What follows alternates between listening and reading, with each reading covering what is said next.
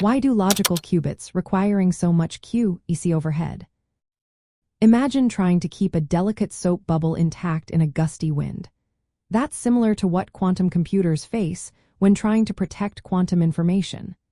Logical qubits are the building blocks for reliable quantum computers, but they need a lot of help to stay stable. This help comes from quantum error correction, which is like a safety net made of many physical qubits.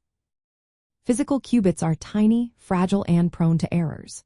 They can be disturbed by the environment, like temperature changes or electromagnetic noise. Their error rates are currently around 0.1% to 1% per operation, which is too high for complex calculations. To run meaningful quantum algorithms, we need the chances of errors to be extremely low, often less than one error in billions of operations. That's where quantum error correction comes in. It uses many physical qubits to encode a single logical qubit, creating redundancy. Think of it like a team of people holding up a fragile sculpture from different angles so it doesn't break if one person slips. The most common way to do this is with error correction codes like the surface code. These codes typically need about 1,000 physical qubits to encode just one logical qubit. That's a lot of qubits. The reason is that quantum information can't be directly measured without destroying it. Instead, quantum error correction measures indirect signals called syndromes that tell us if errors have happened and where. These measurements are repeated many times, which requires extra qubits and operations. After measuring syndromes, decoding algorithms analyze the data and decide how to fix errors, all without disturbing the quantum information. Different error correction codes have different trade-offs.